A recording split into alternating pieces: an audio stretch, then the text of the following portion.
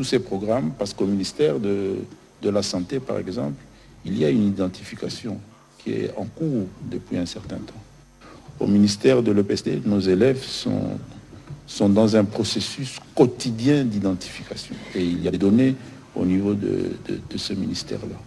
L'armée identifie, la police identifie, et ainsi de suite. Et nous créons cette coordination-là pour une meilleure gestion des différentes données. Et cela va faciliter l'institution légalement habilitée, l'ONIP, pour finaliser son processus de mise en place du fichier d'identification de la population qui va amener à la délivrance des numéros d'identification qui nous concernent tout un chacun ici, et puis après à la délivrance de la carte d'identité que nous sommes en train de finaliser pour bientôt. Alors, je crois que... Oui, allez-y. Est-ce que cette base de données est interrogeable? C'est-à-dire que si aujourd'hui... Interrogeable par qui? En tout cas, je sais que c'est une base de données qui est d'abord qui doit être sécurisée. Oui. Si les différents services peuvent interroger cette base de données, c'est-à-dire la police peut facilement, pour retracer, par exemple, un criminel, interroger, je dis, la police de Mbandaka peut-elle interroger la base de données de Kinshasa pour un mouvement migratoire qui a eu lieu sur un groupe de gens qui sont arrivés à Mbandaka et que la police veut identifier ces personnes? Est-ce que cette police peut interroger cette base de données et avoir les réponses?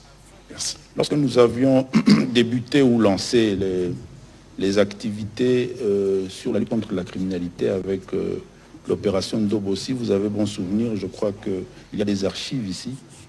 Je vous avais fait état au niveau de la police nationale congolaise d'un fichier sur la criminalité en République démocratique du Congo. Et ça, il existe. Et il est bien constitué avec des données extrêmement riches. Et je peux vous dire que c'est ce fichier-là qui a permis à ce qu'aujourd'hui, la police nationale congolaise, à travers ses différents services, puisse mettre la main sur différents criminels et réduire sensiblement. C'était l'année passée. Ça nous a permis d'avoir un mois de décembre, principalement dans les grandes villes, plus ou moins dans une certaine quiétude. C'est pour vous dire que ces bases de données, elles existent. Et maintenant, ce sont des bases de données sécurisées. C'est-à-dire que ce n'est pas tout le monde, ce n'est pas n'importe quelle administration qui a droit à avoir des données de ces bases, de ces éléments-là. Parce que même vous-même, vous n'accepterez pas que tous les éléments qui concernent votre identification soient mis à la disposition de n'importe quelle administration. C'est géré, et la loi le prévoit, c'est principalement l'ONIP qui en a la gestion et qui donne ou qui donnera à chacune des administrations les éléments dont elle a besoin. Mais en matière de criminalité, au niveau de la police, je peux vous rassurer que les éléments sont là. Une base de données est bien constituée et c'est ce qui permet à ce qu'on sait facilement identifier ces criminels. Ils sont connus, on connaît non seulement leurs habitudes, mais leur lieu d'influence. Voilà, donc, au-delà de ce que le vice-premier ministre a dit, on aura peut-être l'occasion de revenir, mais je voudrais attirer votre attention sur la dangerosité de l'introduction de votre question lorsque vous parlez de marginalisation de population Banyamulenge. Parce que dans les obsèques qui ont eu lieu hier, le colonel qui a été élevé au titre posthume de général Zaché Rugabisha était un officier. On n'a pas identifié quand même Munyamulenge, mais il sortait de cette ethnie. Vous avez vu les honneurs qui lui ont été rendus le même jour qu'un gouverneur, un lieutenant général. Ça veut tout dire de la considération que la République accorde à ceux qui choisissent de mourir pour la patrie. Ici, lorsqu'on le regarde comme de patriotes. On ne le regarde pas parce que tel vient d'une telle communauté ou de telle autre. Et si vous suivez tous les jours à la télévision nationale, le président de la République donne pour exemple, justement, parce que si vous en parlez, c'est parce qu'il y a un narratif développé par le président rwandais qui vise à stigmatiser cette communauté. Le 13 août dernier, moi qui vous parle, j'ai représenté les gouvernements à la célébration, à la commémoration, du massacre de Gatumba. Et je pense que régulièrement, dans Congolais et Débat, nos compatriotes ici, issus de cette communauté, prennent régulièrement parole. C'est pour vous dire qu'au niveau du gouvernement, nous ne faisons pas des distinctions. C'est pour vous dire aussi qu'il faut faire attention sur la dangerosité de ces discours, parce que s'il faut rentrer dans la comptabilité, vous allez voir qu'il y a eu un vice-président ici de cette communauté. On a un ministre d'État ici de cette communauté. On a des députés issus de cette communauté, des vaillants militaires. Et donc, il faut faire attention pour ne pas prêter les flancs au discours de haine supposé qu'on nous prête dans un pays où nous avons 450 ethnies. Le vice-premier ministre a été, lui, au centre de la réconciliation entre Mbole et l'Angola. Dans la périphérie de Kinshasa, nous avons un conflit autour de Mobondo, les Batékiés, les Bayaka. Et donc, lorsque nous parlons de ces conflits, pourquoi on ne vient pas dire « Ah, on a marginalisé tel ou tel autre ». Donc, ces vocabulaires-là, il est dangereux. C'est justement ce qui permet à l'ennemi de penser ou de trouver une porte d'entrée pour une communauté qui est en réalité victime. Parce qu'aujourd'hui, si certains compatriotes peuvent avoir des appréhensions sur un compatriote Banyamulenge, c'est justement parce qu'il y a un président d'un pays voisin, dans son dessein de s'aimer les malheurs et la désolation, se présente comme un défenseur d'une communauté congolaise. Alors, s'il faut compter toutes les communautés que nous avons dans la sous-région, on aura 9 agressions, entre guillemets, si c'est président de l'Angola, du Gabon, parce qu'il y a des Batékés là-bas aussi, ou des Bakongo avec le Congo-Brazzaville, c'est vertu à se comporter comme le président rwandais. Peut-être que le VPM pourra nous dire un mot plus tard. Vous avez vu qu'il a reçu le haut-commissaire pour les réfugiés ici, parce que sur la question du discours de haine, sur la question des réfugiés, sur la question de la présence des FDLR, ce sont les 3 causes de la guerre. Et depuis le début, nous attelons à détricoter ces discours mensongers. Je pense que ces rappels étaient importants parce que vous êtes ceux qui nous accompagnent, dans notre stratégie sur le front médiatique. Il faut bien qu'on fasse attention avec certains mots. Alors, Jacques Moulouba pour la prochaine question.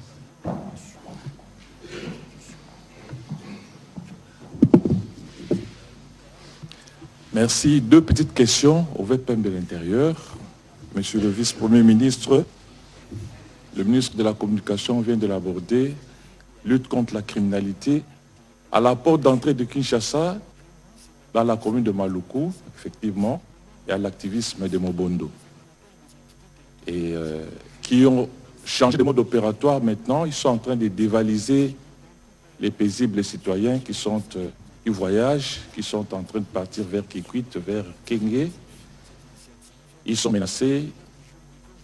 Alors, si on doit se rendre compte qu'il y a une grande conférence qui est organisée pour mettre fin à ce banditisme de Mobondo, et aujourd'hui, les résultats ne sont pas probants, alors la question est toute simple aujourd'hui. Qu'est-ce qui se passe?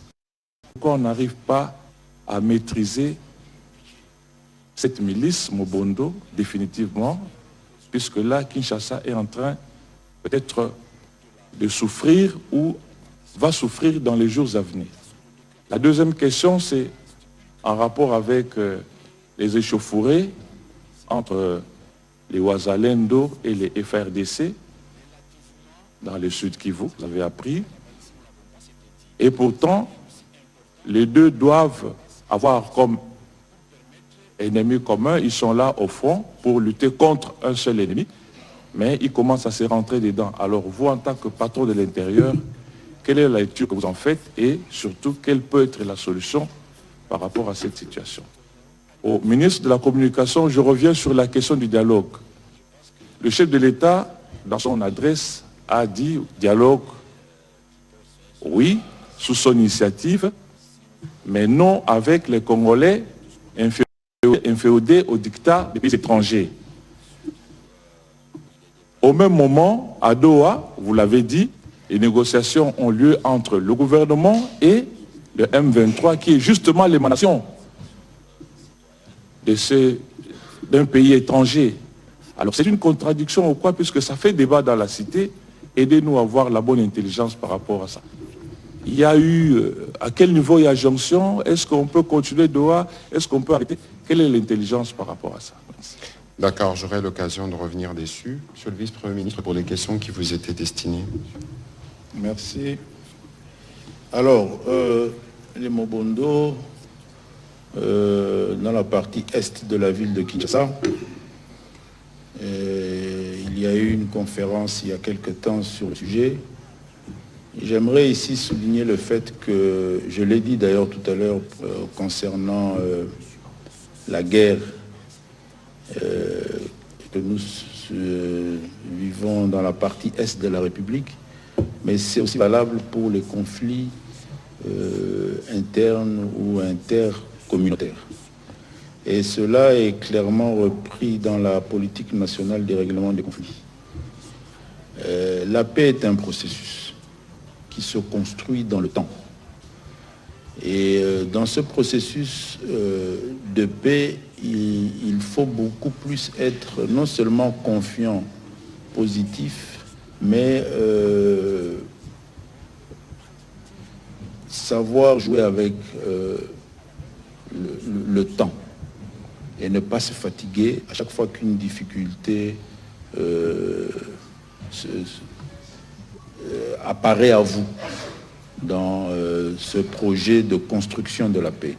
Donc, on ne se fatiguera jamais d'organiser des rencontres, des réunions, des conférences, des conciliations pour rapprocher nos concitoyens et les rappeler au bon vivre ensemble. Les initiatives du passé sont des initiatives enrichissantes en termes d'expérience. Et le gouvernement, à travers le ministère de l'Intérieur qui a la responsabilité de la gestion des populations, va poursuivre autant que possible avec un seul objectif, atteindre cette paix définitive dans nos différentes contrées. Le phénomène Mobondo est malheureusement transversal en termes de promesses ou d'entités territoriales. Concerne la partie est de la ville de Kinshasa. Il concerne 2 territoires dans la province du Kwilu, si je ne me trompe pas, un territoire dans la province du Kwango et aussi 2 territoires dans la province du Mai-Ndombe. Et nous, au niveau du gouvernement, nous sommes en pleine mise en œuvre de notre politique de règlement de conflits. Nous travaillons avec principalement les caucus des élus nationaux et provinciaux de ces différentes provinces. Et nous nous activons à travers des itinérances. Nous venons de faire la province du Congo il y a quelques mois, celle du Kwilu il y a 3 semaines si je ne me trompe pas. Et d'ici une dizaine de jours, nous serons dans la province du Mai-Ndombe, avec l'optique, dans un calendrier assez proche, d'organiser dans ces différentes provinces, mais aussi dans la ville de Kinshasa, des forums de paix, où nous allons réunir non seulement les communautés concernées par les différents conflits, mais aussi les forces vives de ces différentes entités pour discuter encore avec elles. Parce qu'il n'y a rien de mieux que le dialogue, comme l'a dit le président de la République dans cette dernière sortie. Il n'y a rien de mieux que le dialogue dans les sociétés organisées et civilisées. Donc nous allons organiser ces formes de paix pour discuter avec les forces vives de ces différentes entités provinciales. Ce sera des forums de paix provinciaux. Et cela, nous le faisons pendant que, actuellement, les forces de défense et de sécurité sont sur terrain en train de faire ce travail qui est le leur, de traquer ces différents groupes qui effectivement, comme vous l'avez dit, se sont aujourd'hui transformés en coupeurs de route. Et nous avons l'avantage d'avoir eu le lancement de la campagne agricole, parce que toute cette zone-là, elles sont des zones principalement agricoles. Le chef de l'État a lancé la semaine passée la campagne agricole dans une partie de ces zones concernées par le phénomène Mubondo, parce qu'effectivement, il y a cette jeunesse, ces forces, ces énergies-là qu'il faut arriver à capitaliser dans le bon sens, à les retirer dans la criminalité pour qu'elles soient des énergies productives. Et nous allons nous appuyer sur tout cela avec des différents mécanismes et systèmes mis en place pour régler cette difficulté-là. Donc ici, en résumé, je voudrais vous dire qu'il ne faut pas se fatiguer. Bien au contraire. Il faut nous encourager mutuellement à convaincre les différentes personnes et organisations concernées par cette problématique-là. Je peux vous rassurer que les dernières activités qui ont eu lieu sur cette question-là ont déjà démontré qu'au niveau des communes, Yaka,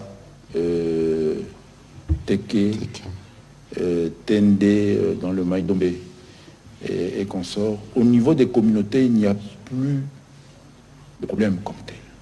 Nous avons maintenant affaire à des groupuscules qui s'organisent en coupeurs de route, en banditisme. Bien sûr. Et comme je l'ai dit, les forces de défense et de sécurité sont en train de s'en occuper. Et nous allons venir après, à travers nos activités dénommées Forum de paix, pour consolider cette paix-là et la mise en œuvre, parce qu'il y aura différents programmes de réinsertion des populations qui se sont déplacées. Dernièrement, je me suis retrouvé au Congo d'en face, où j'ai dû aller rendre visite à nos compatriotes qui sont réfugiés à l'extérieur parce qu'il y a des déplacés internes ici en République démocratique du Congo, mais nous avons des concitoyens qui ont quitté le territoire national pour fuir ces violences-là et qui se retrouvent dans le pays d'en face. Et c'est tout cela que nous sommes en train de programmer, leur retour à eux aussi, leur réinsertion dans leur village d'origine. Et il ne faut jamais se fatiguer dans de telles initiatives, parce que la paix, elle se construit dans le temps. Alors, concernant Uvira, effectivement, nous sommes préoccupés par la situation qui s'y vit, et c'est une situation qui a un volet sécuritaire assez particulier, que je ne saurais pas trop détailler ici, mais vous êtes une chaîne nationale, la RTNC, je crois qu'on est suivi. Je pourrais rassurer les populations que le gouvernement est pleinement préoccupé par cette situation et que nous sommes en train de travailler avec non seulement le commandement général des FARDC, mais aussi le gouvernement de la province et les différentes forces vives de cette ville martyre d'Uvira, pour que la quiétude revienne dans un temps assez court. Alors, concernant la question que vous avez posée au porte-parole du gouvernement sur Doha, lorsque le président de la République parle du dialogue des Congolais qui ne sont pas téléguidés par des forces étrangères, mais c'est tout à fait logique. Et c'est comme je l'ai dit, la paix est un processus, et nous sommes dans un processus, Doha est un processus. Il va falloir que pour qu'on dialogue bien, et nécessairement c'est un dialogue qui pourra s'organiser ici à Kinshasa, je ne crois pas que quelqu'un parmi nous ici puisse concevoir que nous allons dialoguer avec des gens qui vont quitter là où ils sont, Kalachnikov, mitraillettes en main, avec des poignards dégoulinant du sang des Congolais, pour entrer ici à Kinshasa, dialoguer avec nous sur la paix. Cela est impossible. Le dialogue se fera lorsqu'ils auront abandonné tout ce qui les lie à la souffrance et au mal du peuple congolais. La souffrance et le mal du peuple congolais, c'est leur dépendance de cette puissance étrangère qui veut le mal au Congo, et c'est logique.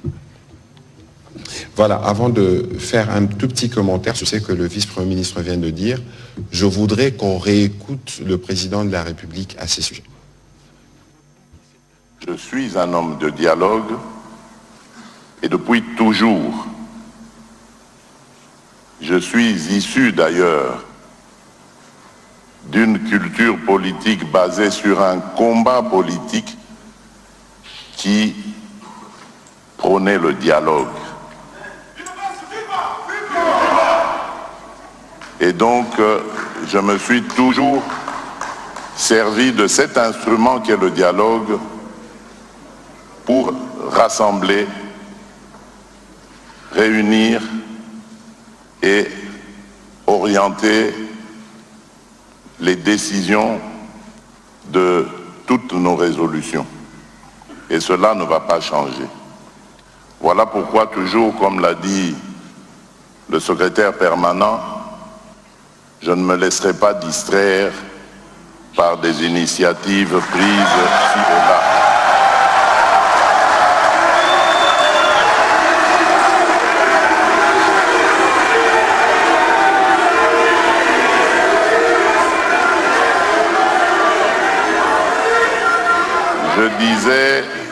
Je disais que, comme vous l'a dit le secrétaire permanent, voilà pourquoi je ne me laisserai pas distraire par des initiatives de dialogue prises ci et là. Le dialogue, il est permanent et il doit l'être en République démocratique du Congo. Les Congolais n'ont pas besoin de facilitateurs pour parler entre eux.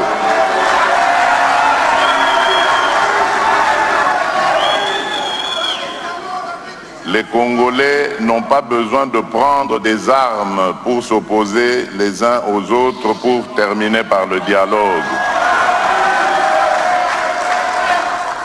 Les Congolais ont démontré qu'ils sont démocrates, qu'ils sont engagés pour la démocratie et l'état de droit dans leur pays. Et si tous les Congolais se mettaient dans cette dynamique, nous n'aurions plus de guerre, nous n'aurions plus des compatriotes qui vont se soumettre à la volonté de certains voisins pour faire du mal à leurs propres frères et sœurs. C'est ce Congo-là, ou ces Congolais-là, que nous devons combattre jusqu'à notre dernière énergie. Parce que ce sont ces Congolais-là qui retardent le développement de notre pays. Ce sont ces Congolais-là qui favorisent les pillages de nos ressources naturelles, des ressources qui auraient pu contribuer davantage aux efforts que nous faisons pour redorer le blason de notre économie. Voilà pourquoi je dis dialogue, oui, mais dialogue avec les Congolais qui veulent reconstruire leur pays, le sortir de la crise, et non les Congolais qui sont inféodés au dictat des pays voisins.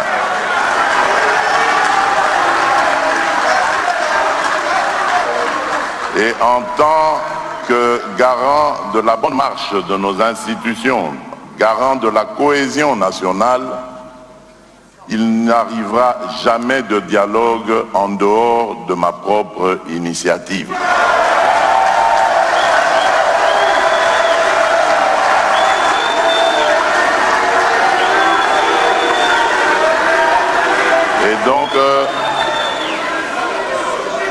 Et donc, toutes ces bonnes volontés qui s'évertuent à vouloir nous aider à parler entre Congolais, c'est bien, merci pour ça, mais je crois qu'elles ont d'autres chats à fouetter.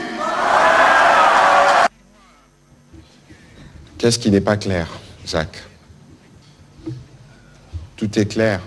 Je rappelle, nous avons un processus bilatéral avec le Rwanda à Washington.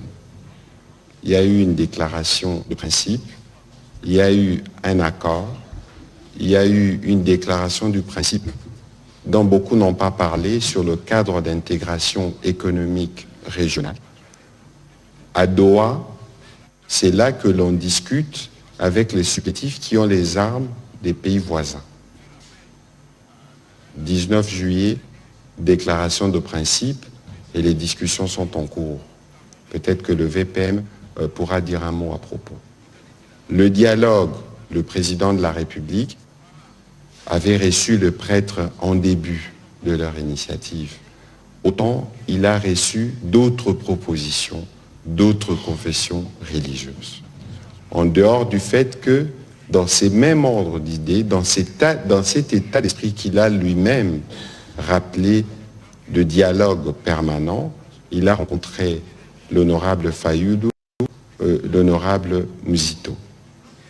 Il y a eu un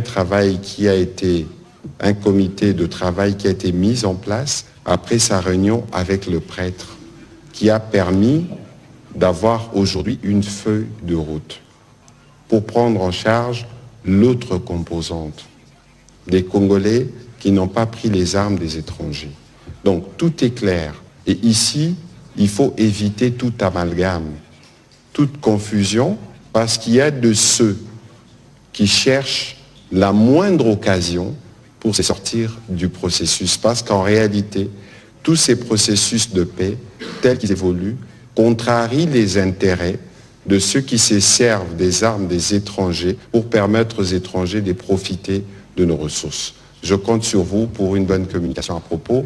On va prendre la dernière série de questions avec Madame Rachel Kitita, Clément Mwamba, et on terminera avec Fabrice pour une question en lingala. S'il vous plaît.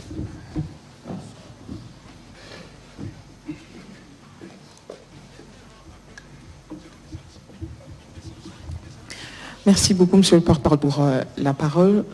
D'abord, les deux petites questions au vice-premier ministre, ministre en charge de l'Intérieur. Je voudrais parler de la situation de la province du Haut-Katanga.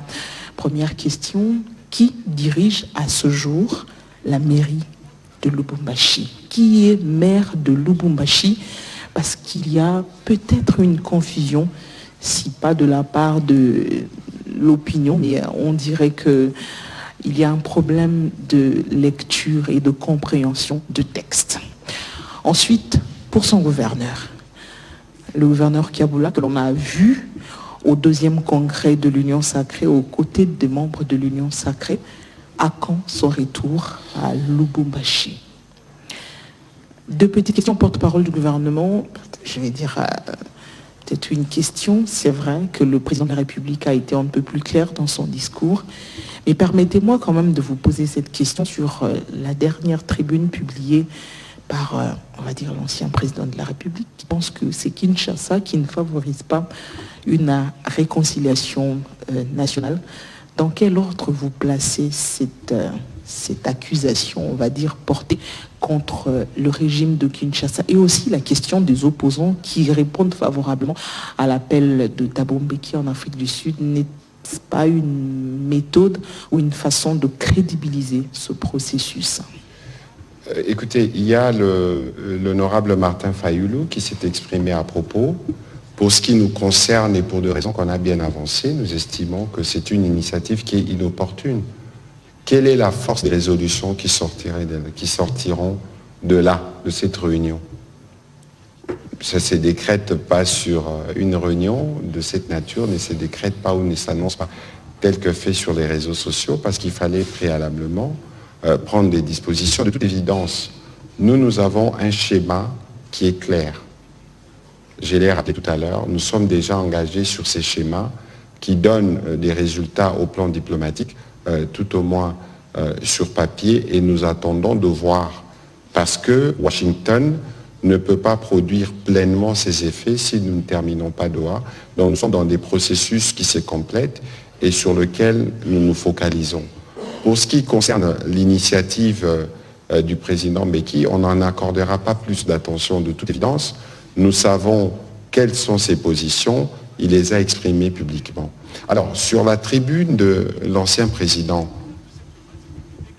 je pense que ceux qui veulent la paix se disposent pour la paix. Et je ne suis pas sûr que dans ces derniers mouvements, il a montré que c'était un homme prédisposé pour faire la paix. Pour le reste, c'est des commentaires parce qu'on veut trouver garder une place dans l'opinion, mais dans le cœur, parce que tout part de là, l'agenda est différent. Ce sont les actes qui l'ont prouvé, et je pense qu'il y a eu des choses qui ont été dites à propos qui illustrent parfaitement l'état d'esprit dans lequel il se trouve. Je ne suis pas juriste pour commenter des décisions de justice, mais je voudrais ici rappeler que pour les anciens présidents, il existe une loi. Il existe une loi qui précise des devoirs, qui précise des obligations. Vous, comme professionnels de médias, regardez cette loi, ce qu'elle dit, regardez les agissements de l'ancien président et faites-vous votre propre opinion sur la responsabilité des uns et des autres. Voilà. Monsieur le vice-premier ministre. Oui. Alors, le maire de la ville de Lubumbashi. Je devrais d'abord ici souligner que les maires des villes sont des territoriaux, des agents de la territoriale qui travaillent sous la tutelle du ministère de l'Intérieur, avec qui ils ont une relation de subordination. C'est pour ça même que, même lorsqu'ils sont nommés par ordonnance présidentielle, ils sont notifiés par le ministère de l'Intérieur, le ministre de l'Intérieur. C'est pour cristalliser cette relation de subordination. Et même lorsque ils obtiennent une décision de justice, c'est le ministère de l'Intérieur, à travers son ministre, qui, une fois signifié, les notifie, les installe, pour leur permettre de travailler dans ce cadre-là d'une relation de subordination. Malheureusement, dans la ville de Lubumbashi, nous sommes dans le constat d'incidents qui vont se régler. Et ce sont malheureusement encore des incidents d'insubordination, mais ça va se régler. Il y a un maire, M. Patrick, qui gère la ville. Et soyez rassurés, je rassure les Louchois que ces incidents vont trouver un règlement dans les jours qui viennent, et la quiétude va reprendre la ville. Il n'y a pas à s'affoler sur cela. C'est peut-être des manques d'expérience qui font qu'on en arrive à ce type de situation-là. Alors, concernant le gouverneur, je ne saurais pas vous dire quand est-ce qu'il pourra rentrer dans la ville de Lubumbashi. C'est un dossier qui est en pleine instruction. Il faut laisser les services appropriés poursuivre et finaliser l'instruction. Moi-même, à mon niveau, j'attends encore les différents rapports. Et puis, les décisions seront prises. Donc, il n'y a pas aussi à s'affoler. Il n'y a pas péril en demeure. C'est des responsabilités, autant d'être gouverneur que d'avoir la gestion aussi de la territoriale. Donc, il s'est passé des faits et les services sont en train d'instruire. Tout ça pour sécuriser nos populations, qui nous fait confiance et à qui on donne la responsabilité aux uns et aux autres de gérer. Donc il n'y a pas à s'inquiéter. Mais je voulais aussi rebondir sur les questions que vous avez posées au porte-parole du gouvernement. Je crois que la presse, même si elle aime être au milieu du village, mais il faut arriver aussi à faire ce métier de la façon la plus objective possible.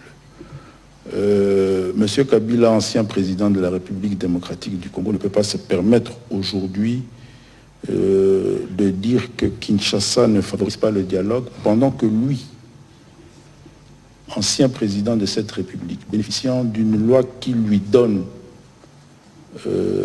des privilèges, pas des moindres, mais aussi des obligations, a pris les armes contre la République. Et ça, ce n'est plus un débat. Il n'y a pas de débat à faire là-dessus. Toute personne sérieuse, avisée, qui suit la crise sécuritaire que vit et subit le peuple congolais, toute personne qui cherche et qui recherche des informations sur cette crise connaît et sait qui est la personne qui est derrière cette crise. Quel rôle joue M. Kabila dans cette crise? Il en est le chef de guerre. Alors vous ne pouvez pas prendre les armes pour réclamer un dialogue.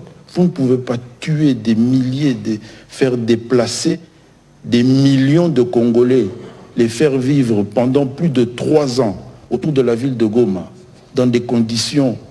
Je ne sais pas si vous avez oublié ce qui s'est passé ces 3 dernières années, où les territoires de Nyiragongo, Rutshuru, Masisi se sont vidés pendant plus de 2 ans, où les territoires de Masisi et de Rutshuru n'ont pas connu les élections de 2023, à la suite de l'action de M. Kabila, ancien président de la République, qui a été élu dans ce pays, qui a bénéficié du suffrage de ce pays à plus de 2 reprises. Il a décidé de prendre les armes pour tuer les Congolais. Et il ose parler de dialogue. Ça, c'est se moquer de ce peuple et de cette nation. C'est se moquer de tous ces morts que lui a occasionnés. Il faut aller voir comment les gens vivent dans ces territoires. La ville de Goma, de Bukavu se vide chaque jour. Vous avez nos concitoyens qui quittent, abandonnent leur maison pour aller vivre en refuge, si pas au Burundi, en Ouganda, au Kenya. Est-ce qu'il faut ça pour obtenir un dialogue sur des préoccupations égoïstes, personnelles? Ce n'est pas un dialogue. Donc, je considère que c'est insultant pour un ancien président de se permettre, quelqu'un qui a bénéficié du suffrage universel dans ce pays, de se permettre de dire cela après avoir pris les armes et tué les Congolais. Je vais renchérir pour terminer sur cette question, parce que j'ai vu aussi qu'on a parlé de persécution des militaires. De quoi on parle? Vous tous, vous êtes témoins des efforts consentis par le président de la République et les gouvernements pour mettre à la disposition de nos forces armées ce qu'il faut pour faire face à l'ennemi. Mais lorsqu'on constate qu'il n'y a pas de résultats escomptés, alors que les moyens ont été mis à disposition, comment voulez-vous parler des persécutions lorsque l'on pense que la justice qui fonctionne, parce qu'il y a toujours une phase préjuridictionnelle, pour arriver à démêler ce qui est à la base de ce que nous constatons sur le terrain.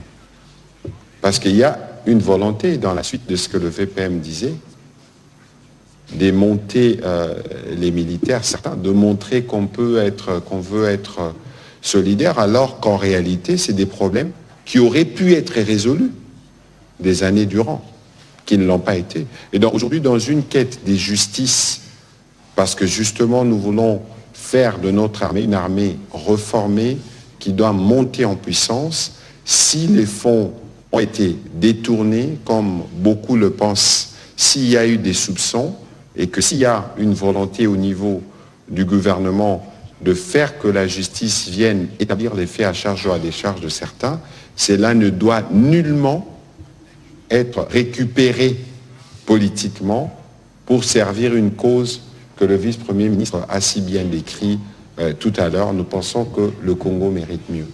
Alors on va aller avec Clément Mamba et finir avec Fabrice. J'adresse mes préoccupations au VPM de l'Intérieur. Première préoccupation, dans votre introduction, vous avez annoncé que les dialogues se poursuivent à Doha. On aimerait savoir, est-ce que cette fois-ci Kinshasa est disposé à mettre en œuvre le mesure de confiance? Parce que du côté M23, on nous accuse d'être à la base du blocage. Ils sont même partis plus loin pour dire que tant qu'il y a blocage, il y aura dialogue, mais sans l'actuel chef de l'État, le président Félix Tshisekedi. Deuxième préoccupation, où en sommes-nous avec le processus de désactivation des différents sites Tata Raphaël et autres, au porte-parole du gouvernement? Où en sommes-nous avec la mise en œuvre de l'accord de Washington 2 mois après? À quand l'opération contre les FDLR, la levée des mesures défensives contre le Rwanda? Parce que lorsque nous regardons le chronogramme, plusieurs échéances tendent vers leur expiration. Donc, peut-on qualifier cet accord de mort-né? Merci. Alors, je réagirai après la réponse du vice-premier ministre. Alors, le dialogue de Doha se poursuit, ou le processus de Doha se poursuit. La médiation, il y a 2 semaines, si je ne me trompe pas, avait envoyé un draft du document de travail sur l'accord de paix. Les experts du gouvernement s'y sont rendus dans les 2 jours qui ont suivi. Et depuis lors, sont dans des échanges avec la médiation et la délégation AFC M23. Effectivement, les échanges avaient débuté sur le point de la déclaration des principes qui concernait les mesures de confiance sur la problématique des prisonniers. À ce sujet, je peux vous informer que déjà dans la déclaration de principe, il avait été identifié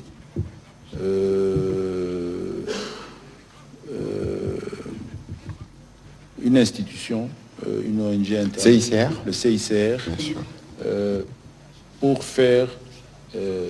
pour diriger ou gérer ces opérations, parce qu'elle en est spécialisée et reconnue mondialement. Donc sur cette question-là, le CICR est déjà en contact avec les différentes parties. Et à son niveau aussi, en interne, des travaux sont en train d'être faits. Je ne suis pas aussi autorisé à aller plus loin sur les détails, mais c'est pour vous rassurer par rapport à votre préoccupation et vous faire savoir que Kinshasa est pleinement engagé sur la nécessité de faire avancer cette dynamique. Et soyez-en convaincus, le blocage ne viendra jamais du gouvernement de la République. Bien au contraire, effectivement, ce processus ou cette mesure de confiance sera exécutée. Mais ce n'est pas la première fois que cet exercice se fait, peut-être pas dans ce cadre-là de détention, mais nous avons eu à le faire avec nos compatriotes, nos vaillants militaires et policiers qui étaient abrités et pris en charge par la MONUSCO dans les installations de la MONUSCO dans la ville de Goma. Ça a été fait, donc nous allons le refaire et rassurer les uns et les autres que nous sommes engagés en train de travailler pour résoudre ce principe-là qui va nécessairement satisfaire les uns et les autres. Monsieur le vice-premier ministre, vous allez peut-être continuer là-dessus, mais je voudrais relire ce qui est écrit dans l'accord de principe sur ces chapitres de mesures de confiance. Il est dit, les parties s'engagent à instaurer les conditions nécessaires à l'application effective de ces mesures, notamment la mise en place avec la facilitation du Comité international de la Croix-Rouge et dans le cadre de la loi congolaise d'un mécanisme permettant l'organisation de la libération des prisonniers ou détenus d'intérêt détenus par l'une ou l'autre partie. On dit Croix-Rouge, on parle de la loi congolaise. Le vice-premier ministre est avocat, c'est un ensemble, sûrement, des processus qui doivent être pris en compte avant de procéder à une quelconque libération. Effectivement, donc ici, il faut aussi arriver à intégrer que nous sommes un État, nous sommes un gouvernement, donc les questions de liberté, de détention sont fonction des textes légaux et des institutions qui s'en occupent. Nous avons un pouvoir judiciaire Et actuellement, c'est un travail de fond qui est en train d'être fait par les experts de ces différentes institutions pour donner une réponse à la procédure qui va être mise en œuvre pour arriver à l'exécution de cette question. C'est peut-être facile à comprendre différemment. De l'autre côté, ils sont dans un état de rébellion. Il n'y a pas de texte, il n'y a pas d'institution. Donc peut-être que c'est un individu, c'est l'ancien président Joseph Kabila qui décide et qui dicte. C'est différent ici. Donc c'est ça qui fait que il faut donner le temps aux institutions de réagir positivement à tous ces préalables. Alors, sur la question des sinistrés, c'était ça la deuxième question. Sur la question des sinistrés, nous avions lancé l'opération de désactivation des sites dans la ville de Kinshasa. Nous avions 3 sites. Lorsque nous programmions cette désactivation, nous avions dénombré 4300 ménages à désactiver. Et je peux annoncer aujourd'hui officiellement que nous avons réussi à désactiver les 3 sites où se retrouvaient les sinistrés des pluies du mois d'avril. Le site du stade Tata Raphaël, du stade Kamagnola et de Lanseli.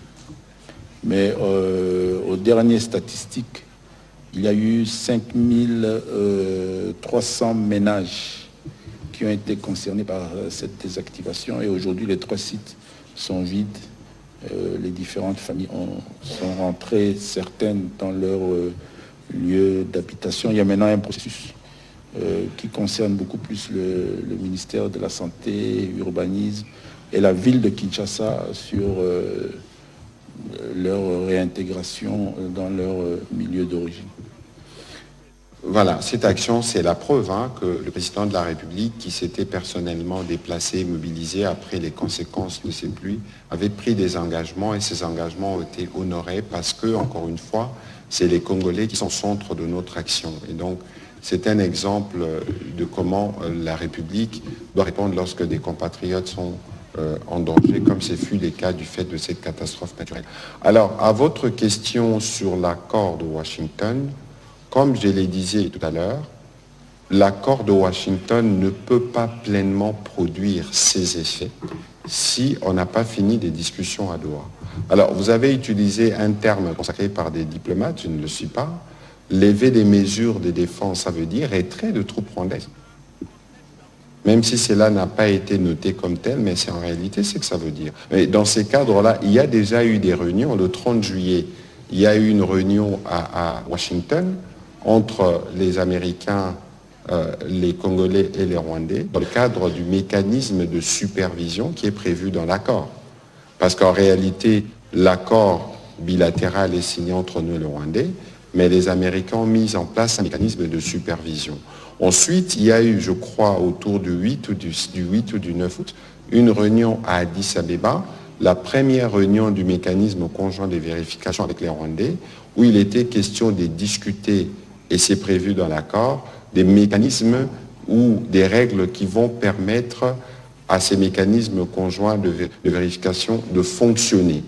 Il y a eu déjà donc des réunions qui illustrent qu'il y a évidemment des pas qui sont faits vers l'application de l'accord, mais c'était un accord qui a été obtenu, on sait dans quel contexte cela a été obtenu, mais nous savons aussi que ceux qui sont en face n'ont pas toujours la volonté d'aller vers la paix, sinon on serait déjà arrivé là. Mais ici, il faut considérer que nous faisons de progrès, peut-être pas suivant le calendrier qui a été convenu, parce qu'il y a d'autres contraintes qui sont prises en compte, mais je crois que globalement, pour ce qui concerne l'accord de Washington, les rendez-vous pris de la commission de supervision, le rendez-vous pris pour le comité, les CIR, le cadre d'intégration économique régionale, ou encore la réunion de mécanisme, les premières réunions ont déjà été tenues, ce qui est la preuve que nous allons dans la bonne direction. Mais que par la suite, peut-être que le vice-premier ministre pourra rebondir dessus. Mais lorsqu'on parle par exemple de retrait, mais il ne faut pas oublier que les M23, c'est une brigade de l'armée rwandaise qui combat en RDC. Donc, est-ce qu'on peut parler de retrait de troupes rwandaises, même si le ministre des Réseaux sociaux va bondir sur le sujet pour essayer de faire la démarcation, mais militairement, tous les rapports l'attestent que les M23 n'opèrent que parce qu'il y a des renseignements rwandais, parce qu'il y a des munitions qui viennent du Rwanda, parce qu'il y a des plans opérationnels qui viennent du Rwanda. Et donc, dans un processus de retrait, évidemment qu'il y aura sûrement de points d'interaction, parce qu'il s'agit en réalité de la même armée. Et donc, voilà un peu ce que je peux dire à ces propos. Le processus, il n'est pas du tout mort, il continue, et on attendra de voir ce que Doha va donner pour être sûr que sur le plan diplomatique, nous avons l'attelage qu'il faut, les accords qu'il faut, voir comment on l'implémente avec des responsables des actions qui sont bien désignés. On termine en Lingala avec Fabrice. Matondi mingi Thomas Patrick Mouyaya, Zambie, nazali na mituna mibale, na mwana mboka Jacques Chabani, ozali bongo, ondele mboka ekolo Congo démocratique. Zambie, tango bandaki mosala na yo, tomonaki yo bongo, kokende kofungola misala, ya babilo, ya la pulusu. Zambie po ba travailler, rolengi moko ya malamu. Nzokande, misala yango, etelema omeko limbo la biso nanu. Na mambi lina mutuna mibale ezali mbongo oyo la pulusu par roulage bazwaka bongo na balabala ekendaka na libenga l'État to pe na bapoche na bango.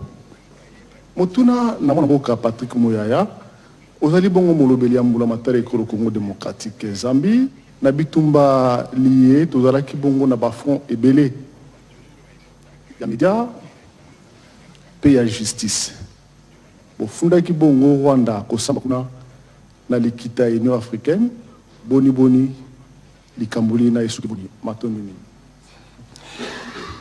Merci. Nakanisi Namotuna Otuni, audience et Salamaki. Je pense qu'audience a libéré Salamaki na Arusha.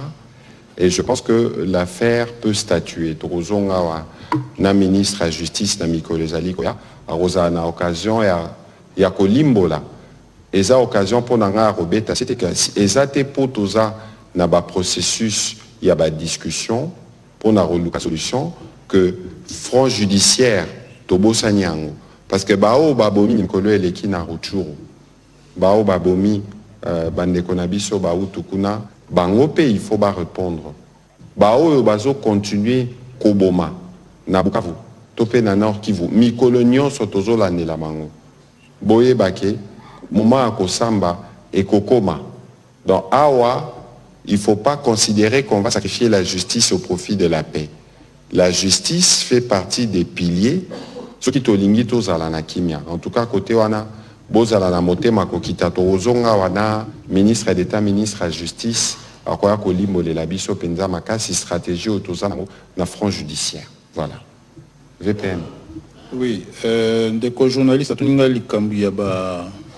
Associate na initiative autozoa qui na bandeli bozui ministère responsabilité ministère intérieur na koyebisa yo que musala wana ezali musala tozali ko continuer na yango effectivement constate osala ki tango to bandaki musala na ministère intérieur ezalaki que ba police na biso e bandako sala na ba condition musala ya malamu te en ndenge etali ba bureau na bango yango to bandaki initiative na ville ya Kinshasa na ba ezaki beaucoup plus na côté ya Funa pe ya Tchangu ya solo tozaki mwa ba difficulté na niveau ya chaîne de dépenses cause de financement pour na finaliser ba projet wana mais difficulté wana ici ezui solution. Et soit qui solution tout d'abord au niveau il y a pas ministère au Italie chaîne de dépenses budget na finance mais par la suite toyé ko présenter na niveau il y a Assemblée nationale loi et programmation de la police où ils allaient s'étaler sur les 5 prochaines années. Et dans la loi de programmation de la police, nous avons un budget assez consistant où il construction, la réhabilitation, il y a infrastructure à police.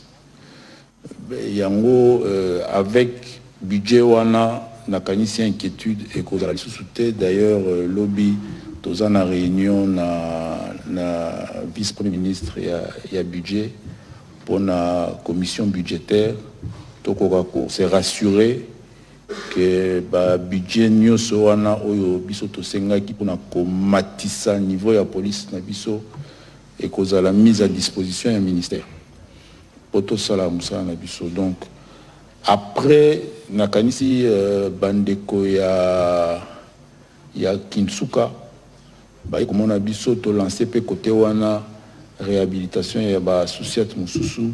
C'est pour dire que zali volonté ya chef de l'État pe ya gouvernement ya République na biso. Nécessité ya couper sa police na biso ba moyen nyoso pour musala et ça dans les meilleures conditions. Et à la associate, et à la mobilité na bango, et à l'équipement, et à l'armement. Quand la likamaba associate même dans la province ya Okatanga aussi to lansaki yango pe bazo sala yango d'ici pe barozwa associate ya sika ya bien. Et de même que dans la province ya Lolaba, tozo lingato bandango pe awa na Congo central. Donc c'est un programme, ezali programme munene ya gouvernement de la République oyo eko s'exécuter même si ba difficulté ezali bo rassurer ba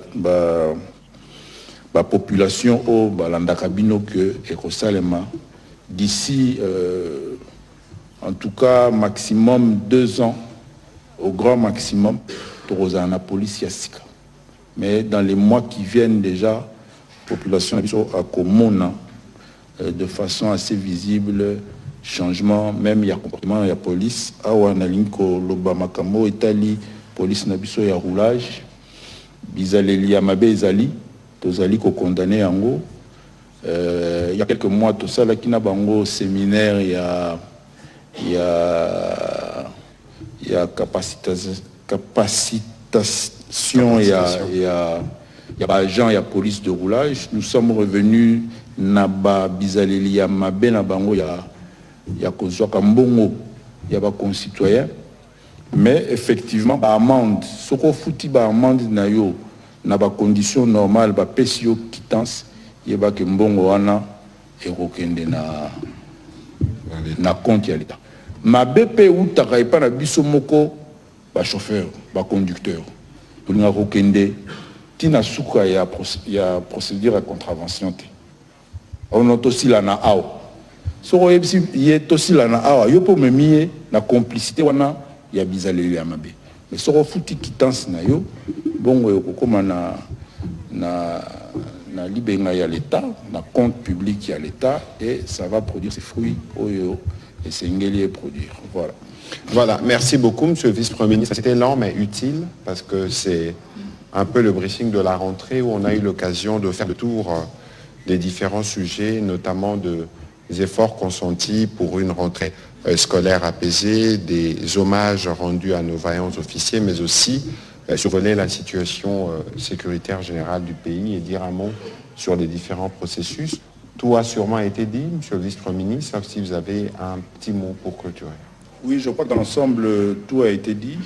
C'est la semaine de la rentrée scolaire, qui était une semaine avec beaucoup d'inquiétudes. Et le plus important pour la semaine ici, c'est que nos enfants sont aujourd'hui à l'école. Tout à fait. Et la rentrée s'est passée sans incident majeur. Et c'est le plus important. Voilà, on va terminer cet exercice de redevabilité en rendant hommage. Vous avez tous vu hier que nous, les journalistes, pas seulement, mais toute la grande communauté scientifique congolaise, avait appris la mort du prof Malembe Tamandiak, 89 ans, on m'a dit aujourd'hui, pas 88, parce qu'il avait déjà dépassé son anniversaire au mois de mars dernier.